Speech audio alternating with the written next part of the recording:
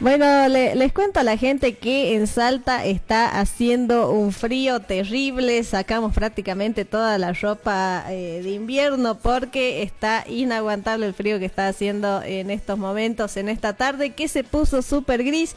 Pero la tarde gris se ilumina, se pone de colores porque tenemos a un gran invitado el día de hoy. La verdad, súper agradecida de la vida, de poder y la militancia de haberlo conocido. Él es Nico Cordone, el más conocido como Arco Iris Peronista. ¿Cómo estás, Nico? Hola Gaby, hermosa, y a toda la gente de Salta. En primer lugar, abríguense, ¿no? Sí. Y bueno, en segundo lugar, gracias a vos y a todo el equipo por invitarme, por tener ganas de escucharnos y de compartir.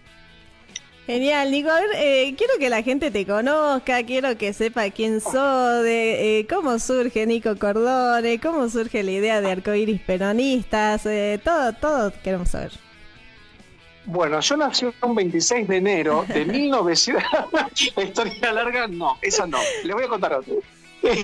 Yo soy actor, soy director, fotógrafo, docente de teatro, es decir que mi primera militancia viene más del arte y de la docencia, ¿no? También delegado por el sindicato de UTE, que es la Unión de Trabajadores de la Educación, acá en Cava. Y en la pandemia me llené de preguntas. Calculo que a varios nos habrá pasado, ¿no? De llenarnos de preguntas, también alguna pérdida, ¿no? En ese momento tan extraño para el mundo. Y me di cuenta que tenía un montón de privilegios. A pesar de... ¿Puedo decir malas palabras o no? Sí, no conviene. dale, ¿no? Ok, yo le mando. A pesar de ser puto, a pesar de ser trolo, que tenía un montón de privilegios. Y dije, wow, hay un montón de gente que no debe tener los mismos privilegios que yo. En primer lugar, porque a pesar de ser puto, soy varón, con lo cual ahí sí tengo un paso adelante de muchísimas otras personas.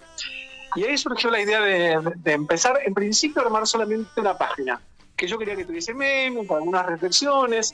Me di cuenta que en el peronismo había un vacío respecto a ese tema, y es muy gracioso cómo me di cuenta. Una vez estaba una noche con mis amigues de Piropos Peronistas, que seguramente también los conoces, sí. En una unidad básica, charlando, irrita, retranqui, y había un compañero que no paraba de hablarme en femenino. Y yo dije, ¿pero cómo puede ser que este chabón no entienda? O sea, porque uno puede hacer todos los chistes que quiere, ¿no? Pero él era como recurrente y era como medio, en realidad, un medir el límite, una broma medio pedantona, medio como ninguneante. Entonces dije, bueno, claramente hay que educar también a nuestros varones peronistas, y de ahí surgió Arcoiris, que empezó, como te decía antes, como una página, ¿no? Una página que yo quería que tuviese como humor, sobre todo porque a mí me encanta el humor, del teatro lo heredé, pero que también tuviese espacio de reflexión. Por supuesto, la diversidad iba a ser el hilo conductor, y de ahí se fue armando, empezó a crecer, tuvo como una buena recepción, y pasó que luego la propia gente que por ahí empezó a seguir la página decía, che, pero está bueno, nada, hay que hacer algo con esto, como hay que hacer la organización. Y fue medio como que los propios seguidores que empezaron a insistir con eso, y así estamos andando. Así que esa es un poquito la historia resumida de Arcoiris, que ya van 4 años que camina. Vamos para el 5º ahora en enero. No, la verdad, tenés una creatividad bastante interesante. Invito a toda la gente que nos está escuchando, que nos está viendo, a que puedan seguir Arcoiris Peronista, porque es una manera única que tenés vos de ver el peronismo y darle ese color. Como decís, sos actor, pero también se nota, ¿no? Todo el sentimiento, toda la buena onda que le pone a los videos. Gracias. Y vos sabés que en este último tiempo, sobre todo, bueno, las campañas, en realidad las múltiples campañas, suelen ser como un momento re desafiante, en donde uno empieza como a rebanarse el cerebro en feta para decir, bueno, a ver qué nueva forma encuentro de contar determinada problemática o plantear determinada situación que se necesita charlar. Y vos sabés que, a pesar de que esta elección fue de medio dura, para el medio bastante, ¿no? Pues dura, para no decir otra cosa. Claro. Nos dejó como muy fortalecidas a nosotros en Arcoíris.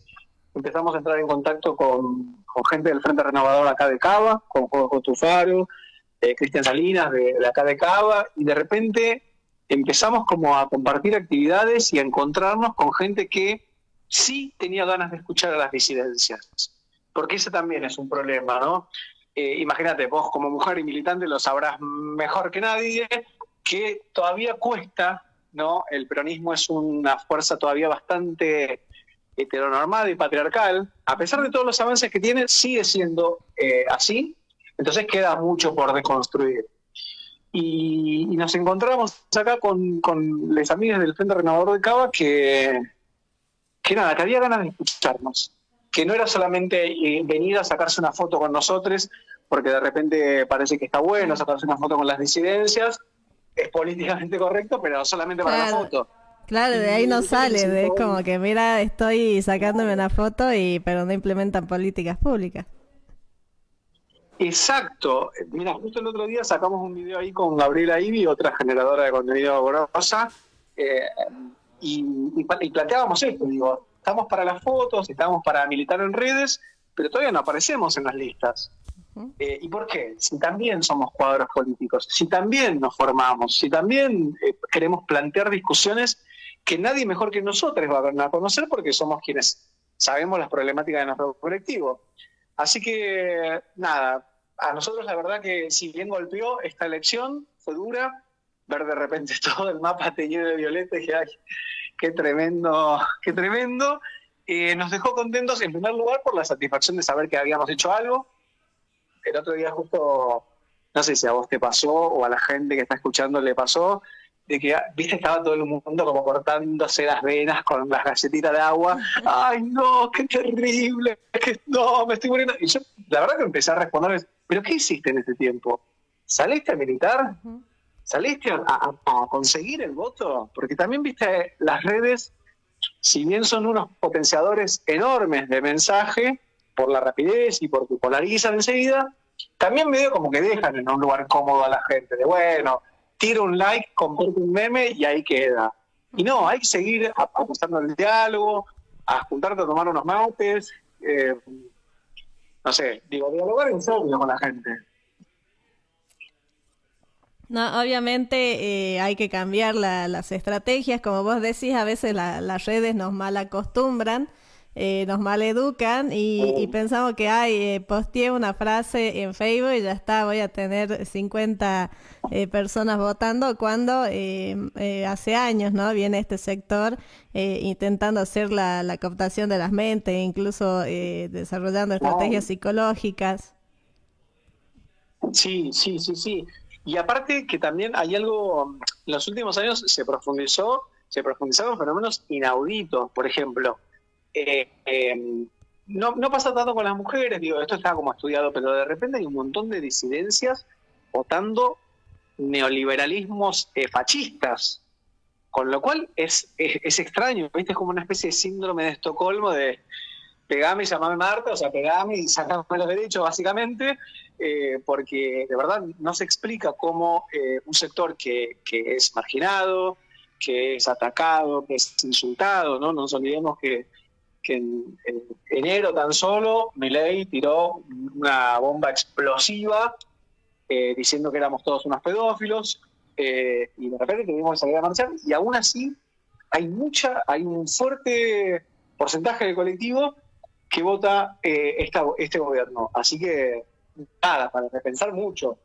Yo creo que en el colectivo hay un gran analfabetismo político. Es medio raro, ¿viste? Porque se dice que nuestros cuerpos son políticos, nuestras identidades son políticas, pero, ¿viste? Cuando hay que sentarse a hablar de política, no quieren. Entonces es como, bueno, ¿hasta dónde es político, no? Claro, y se viene la marcha del orgullo. En Buenos Aires es bastante grande, acá en Salta también hace mucho ruido, pero ¿con qué mensaje hay que ir concretamente a la marcha? El orgullo vence al odio. El orgullo vence al odio. Estamos completamente convencidos, más allá de que quizás en lo inmediato estemos todavía atrapados por la derrota y estemos como medio cabizbajos. Hay que construir y militar la esperanza, ¿no? Nosotros en Arcoiris nos gusta decir que en una sociedad, un poco retoma una frase de Carlos Jauregui.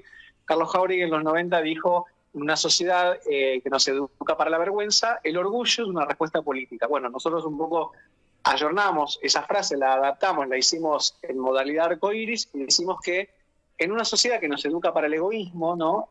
La empatía es revolución. Y creemos en eso, creemos en militar el abrazo. La primera militancia LGTB+, es la afectiva. Claro. Después pasa la estructural de, bueno, el DNI y el cupo laboral, pero la primera es abrazar al que por ahí fue expulsado de su casa, al que por ahí sus amigos no lo terminan de comprender, su identidad, su familia, ¿no? Su trabajo.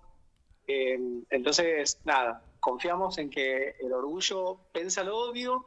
Arcoiris es parte de la línea histórica, que es la comisión que integran, no sé, te nombro algunas solamente, porque son como 70, no me las voy a recordar todas y no quiero quedar mal con nadie, pero por ejemplo le integran la CHA, Sigla, que son las dos organizaciones primeras de la Argentina que empezaron a militar, y bueno, apostamos a eso, apostamos a modos afectuosos, pero no afectuosos desde lo romántico, de los pajaritos, las flores, sino una forma afectuosa desde lo político, desde una construcción verdadera, ¿no?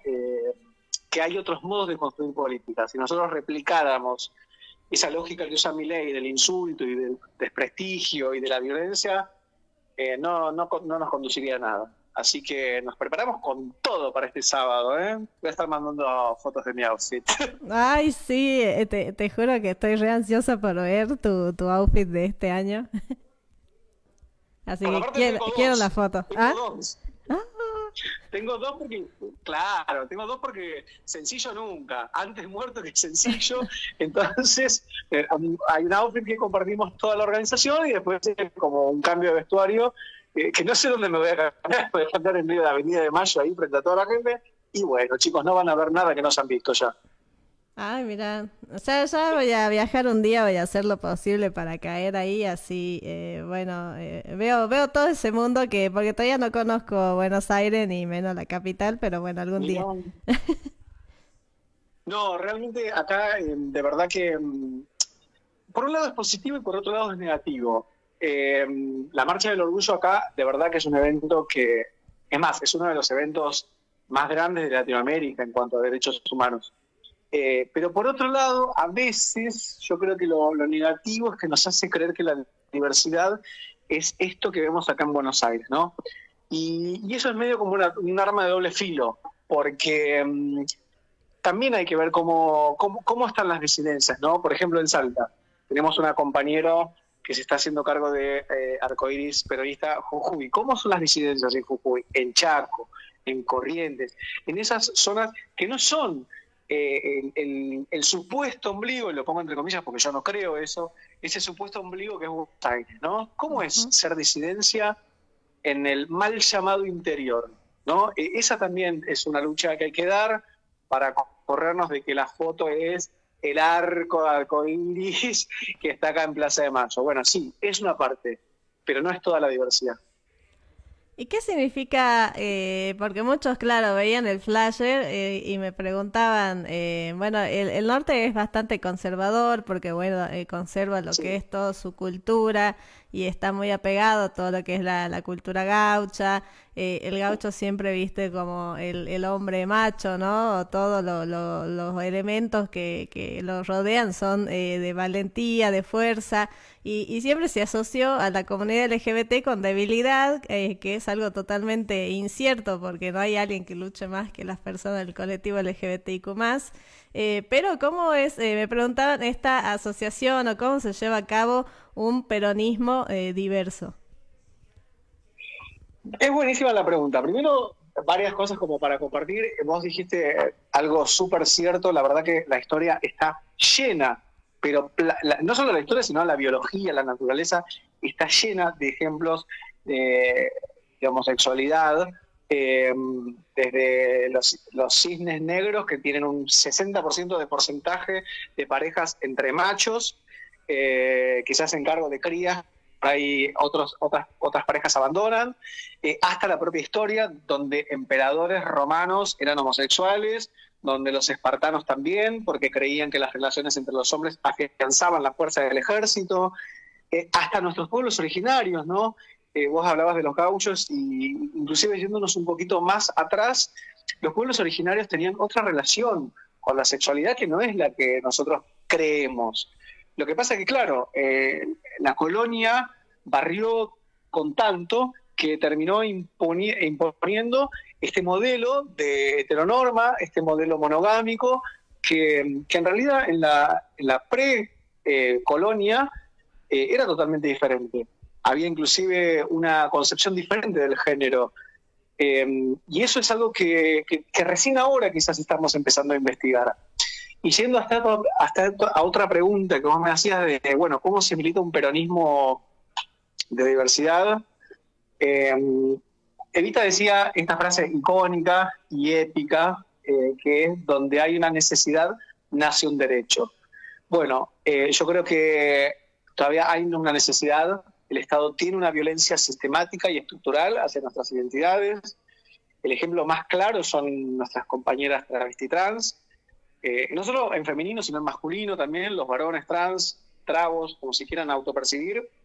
Y yo creo que militar el peronismo es entender que si el peronismo es ese movimiento vivo de mística revolucionaria que va a abrazar al desamparado, bueno, también tiene que abrazar al invisibilizado. Si no, no es peronismo. Yo me pongo a veces un poquito radical y digo, ¿el peronismo será diverso o no será? Así que vayan agarrándose, porque con eso ando. Y más allá del chiste, digo, realmente creo que es así. Un peronismo que se pueda de verdad definir como peronismo no puede no levantar la causa de la diversidad. Cosa es que a veces nos gusta comparar, a pesar de que son muy diferentes, la marcha del orgullo con la del 24 de marzo, ¿no? Uh-huh. Son dos marchas totalmente diferentes, muy distintas en sus formas, ¿no? La marcha del 24 de marzo está teñida por ese dolor de la desaparición, de la búsqueda, y pareciera que la marcha del orgullo es fiesta, es poca ropa, es color, es glitter, pero en definitiva las dos son reivindicaciones de derechos humanos, ¿no? Nosotros militamos desde la alegría, desde la fiesta a la que muchas veces quizás se nos privó, desde la alegría que muchas veces se nos quitó, pero en realidad estamos militando derechos humanos, estamos militando que se respete el derecho a la vida y la dignidad de la vida de cada persona. Entonces me parece que yo a veces cuando escucho compañeros que no voy a dar nombres, pero cuando dicen que la lucha del matrimonio igualitario podía esperar, bueno, claramente no entendieron bien al peronismo. Claro. No, bastante acertada tu pensamiento y también tu respuesta. Y cuando uno dice diversidad, dice todos, ¿no? Está hablando de todo, no, nadie se queda afuera. El otro día veía un mapa que hacían y ponían provincias o intendencias en donde el representante es de la comunidad LGBTQ+, y solamente había creo que una intendencia y una gobernación, pero también pensar en todas esas personas que todavía no se expresan, ¿no? O tienen miedo de expresar su verdadero ser por miedo a que eso le quite votos o apoyo en la sociedad. Claro, fíjate nomás lo que pasa en el deporte, por ejemplo, ¿no? Hace poco tiempo salió este basquetbolista de Boca, salió como del armario, y realmente generó como, wow, un basquetbolista homosexual, o cuando sale un jugador de fútbol, pues parece totalmente raro, ¿no? Y lo mismo se traslada a la política, ¿no? Yo creo que la política, como hay una especie de asociación con el poder, estoy pensando en voz alta, capaz que estoy diciendo cualquier cosa, y está bien, porque hay que pensar cualquier cosa para después profundizar y llegar a algo un poco mejor. Pero hablando así, pensando en voz alta, digo, yo creo que el poder está como ligado a esto que vos decías al principio, incluso a lo masculino, ¿no? fuerte, al cumplir, al responder, al ejecutar, al ordenar. Y esas son características que prejuiciosamente le asignamos al género masculino. Y la estructura de poder en general, la estructura política, sigue siendo bastante masculina, machista más que masculina. Porque la masculinidad vista de distintas formas. Hoy entendemos que hay distintas formas de pensar la masculinidad. Así que sí, creo que todavía es muy doloroso, ¿viste? Uno empieza a militar en el peronismo porque el peronismo te enamora. No sé, o sea, no sé cómo te habrá pasado a vos, Gaby, pero el peronismo enamora. Y esa fuerza que nos enamora, que todavía nos deja afuera, es como, ¿viste? Esa espinilla que te hace un poquito doler y dices, ¡ay, pucha! Bueno, entonces pongámosle el hombro y que nos enamore más y que enamore a más personas todavía.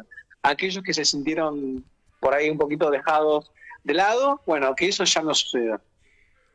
Exactamente, principalmente en estos tiempos en donde lamentablemente Argentina está totalmente teñida de morado. Hay gente que se pone muy purista o se centra mucho en las propias internas que está pasando hoy en día el movimiento y no está viendo el avance, ¿no? El avance de ese espacio que deja fuera a muchos. O sea, si el peronismo actualmente deja fuera a algunos, ahí viene un espacio que quiere dejar afuera a todos. Claro. Voy a tirar una de cal y una de arena. Empiezo con la mala para después cerrar con algo que como ir hacia algo que me parece más positivo.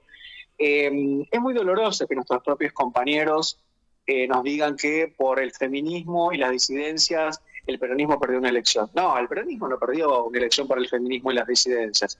El peronismo perdió una elección porque hubo un varón heterosexual que no solo se mandó varios mocos, entre ellos pegarle a su esposa, aunque no lo sabíamos, porque todo el mundo nos sale a chicanear con, ay, no salimos por Fabiola. Bueno, no salimos porque no lo sabíamos.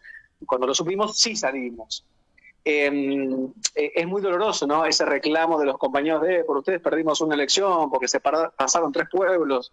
Hace poquito más de un mes mataron a 3 pibas, una de 15 años. Yo soy docente y trabajo con adolescentes. Esa piba de 15 años podría haber sido una alumna mía, tranquilamente, que laburo con sectores vulnerables. Y es tremendamente doloroso imaginar la sola posibilidad de que una alumna mía pasara eso, ¿no? Entonces es muy doloroso escuchar que a veces los compañeros nos dan la espalda y nos reclaman esas cosas. Pero lo bueno hacia lo que quiero ir, para que no sean todas pálidas y para que no parezca que estamos como realmente tirando la toalla, porque al contrario, no estamos tirando la toalla, sino que estamos redoblando la apuesta. Yo creo que esta fue la última elección en la cual las disidencias eran una excepción. Me animo a hacer esta... Por ahí dentro de 2 años, en el 2027, volvemos a hablar por radio y vemos si se comprobó o no. Pero yo creo que esta fue la última elección en la cual nosotros ya no participamos y en la próxima creo que sí lo vamos a hacer y vamos a hacer moneda corriente, porque tiene que ser así. Claro. Las listas no pueden no representar a la gente. No, obviamente el armado, la estrategia se tiene que replantear. Veía por ahí a un amigo decir, la campaña es el día después de las elecciones, empieza el día después de las elecciones. O sea, incluso nos quedamos cortos, 2 años son muy poco tiempo. Claro, sí, y es muy poco tiempo, sobre todo para que viniendo de la educación, sí puedo como afirmar algo, aunque es muy difícil hoy, en esta época donde todo está cambiando tanto, afirmar, pero sí me animo a pensar que la educación es un proceso muy lento, ¿no? Seguramente el marketing es mucho más rápido, pero la educación es más lenta y toma muchas generaciones quizás transformar un pensamiento. Bueno, entonces, cuánto más importante es empezar a transformar ahora los mecanismos que están en nuestras fuerzas políticas para que el proceso de educación sea más rápido, porque si no, no vamos a llegar nunca a incluir a la gente. Y el peronismo es un movimiento vivo. El peronismo es una estructura viva, que respira, que a veces se cae, se quiebra, se le pone un yeso, se recompone y sigue andando. Si queremos, uno no podría por ahí la analogía que voy a hacer es medio fuerte porque es como bastante cuadrada, pero me refiero, uno sin dos ojos ve menos. Bueno, nosotros somos una parte de este cuerpo que es el Pero peronismo. ahí se cortó, Entonces, así que vas a tener que repetirlo de nuevo. bueno, lo repito. Yo nací un 26 de edad. Repetía desde el comienzo. No, voy a hacer una biografía donde cuento mis mejores anécdotas y chistes. Pero retomando lo que estábamos hablando, digo, si el peronismo lo pensamos como un organismo vivo, como un movimiento vivo, ningún organismo vivo andaría sin alguna de sus extremidades. O puede andar, sí, claro, pero anda de otra manera. Bueno, nosotros queremos que ande con todas sus partes. Y nosotros somos una parte muy importante del peronismo.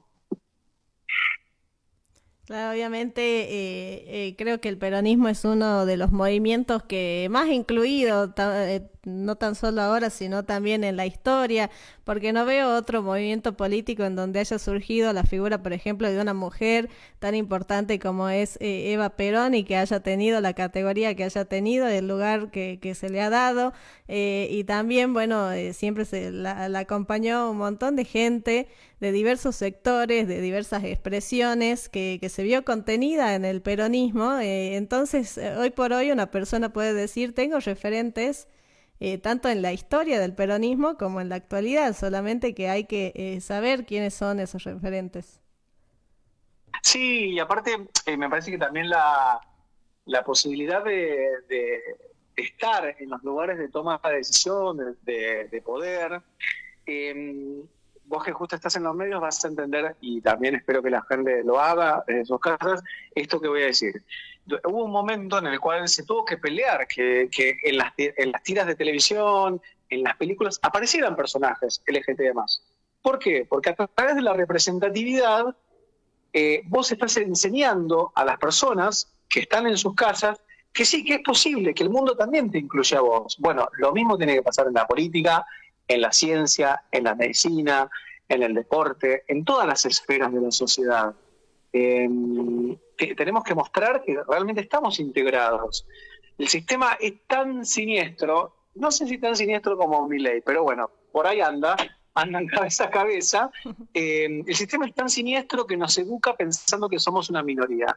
No somos una minoría, es mentira que somos una minoría. Yo creo que en realidad somos una amplia mayoría, pero se nos educa como minoría para que no salgamos, por supuesto, a romper todo y hacer lo que tenemos que hacer, ¿no? Si el pueblo recordara que es mayoría, y capaz que estaríamos mejor. Claro, dicen las minorías como quitándole poder, como diciéndole no hay que prestarle atención porque son lo menos.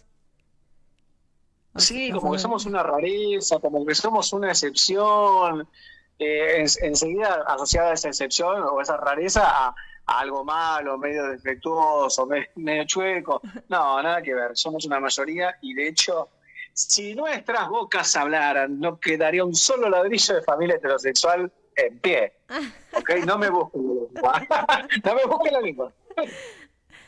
Obviamente, igual si buscamos en el subconsciente de cada ser humano, ¿no? Ahí vamos a encontrar un arco iris. Y también estabas hablando de esta comparación entre la marcha del orgullo y el de la memoria, la verdad y la justicia, pero también decirte que en la marcha del orgullo también se recuerdan a todas esas personas de la diversidad que han sido asesinadas o maltratadas por expresarse. Sí, tal cual. Vos sabés que esa también es una deuda pendiente de nuestra democracia. Hace unos días compartíamos una actividad con una organización amiga, a quienes queremos mucho, que son Les Amigues de Sigla, la segunda organización LGTB+ del país, el militar, ¿no? Tiene como 32 años, y una de sus integrantes, Gaby Acosta, decía que para nosotros la democracia empezó más tarde. Y es verdad, para nosotros la democracia empezó más tarde. ¿Por qué? Porque después de que empezó, se retoma la democracia, se recupera, siguieron funcionando muchos edictos policiales que seguían criminalizando las identidades, sobre todo travesti trans, ¿no? Seguían las redadas policiales en boliches, ¿no? El boliche fue el primer lugar de militancia LGTB. Por eso a veces a nosotros nos gusta volver al boliche a charlar y a tener charlas en bares, porque creemos que hasta por un sentido histórico es por ahí. Y cuando se escribe el Nunca Más, ese libro tan importante para nosotros, como sociedad, como pueblo, vos sabés que no hay ninguna alusión a las víctimas LGTB+ del terrorismo de Estado de la última dictadura cívico-militar. Es decir que tras el secuestro, tras la tortura, tras la desaparición, llegó la invisibilización.